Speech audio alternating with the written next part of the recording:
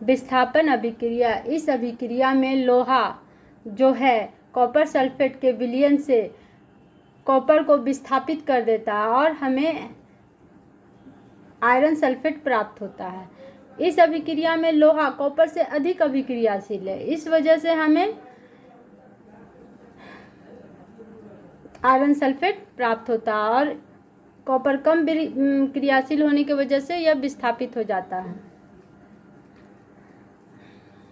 नीचे के उदाहरण में Zn कॉपर सल्फेट के विलयन से जब अभिक्रिया करता है तो हमें ZnSO4 प्राप्त होता है और कॉपर विस्थापित हो जाता है। इसका मतलब हुआ कि जिंक तथा Pb कॉपर की अपेक्षा अधिक अभिक्रियाशील है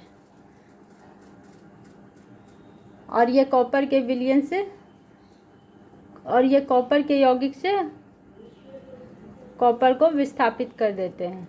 द्विविस्थापन अभिक्रिया वे अभिक्रियाएं जिसमें अभिकर्मों के बीच आयनों का आदान प्रदान होता है द्विविस्थापन अभिक्रिया कहलाती है। जल में अविलेय पदार्थ को अपक्षेप करते हैं, मतलब जो जल में अविलेय होता है वो नीचे तली में बैठ जाता है और सफ़ेद रंग का एक प्रेसिपिटेट अर्थात अपक्षेप प्राप्त होता है और इस अभिक्रिया में भी हमें अपक्षेप की प्राप्ति होती है, इसलिए इसे अवक्षेपण अभिक्रिया भी कहते हैं।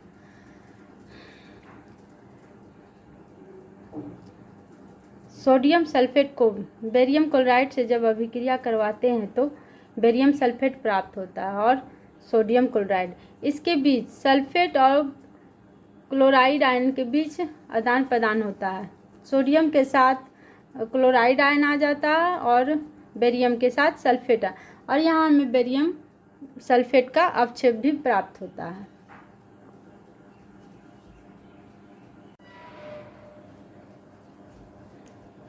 उपचयन कॉपर के साथ ऑक्सीजन का जुड़ना यह उपचयन कहलाता है। वैसे अभिक्रिया जिसमें ऑक्सीजन जुड़ता है वह उपचयन कहलाती है। इस अभिक्रिया में जब हम कॉपर ऑक्साइड के ऊपर हाइड्रोजन गैस प्रवाहित कर देते हैं तो CuO की काली परत भूरे रंग की हो जाती है, अर्थात इस अभिक्रिया में कॉपर ऑक्साइड से हमें कॉपर प्राप्त होता है और हाइड्रोजन के साथ ऑक्सीजन की वृद्धि होती है।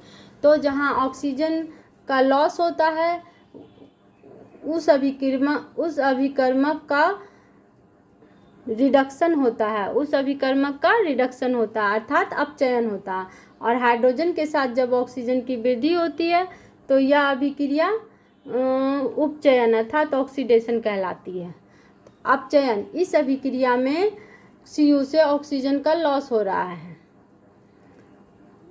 एक और उदाहरण है रिडॉक्स रिएक्शन, ऐसी अभिक्रिया जिसमें एक अभिकर्मक उपचयित तथा दूसरा अभिकारक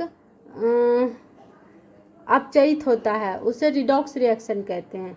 उदाहरण के लिए ZnO+C, इससे इस रिएक्शन में Zn+CO प्राप्त होता है। इसमें ZnO से Zn बनता है, इसका मतलब है ऑक्सीजन का लॉस होता है, इसलिए यह उपचयित होता है अर्थात रिडक्शन होता है और कार्बन के साथ ऑक्सीजन जुड़ता है, इसका मतलब है ऑक्सीजन की वृद्धि उपचयित कहलाती है अर्थात ऑक्सीडेशन होता है।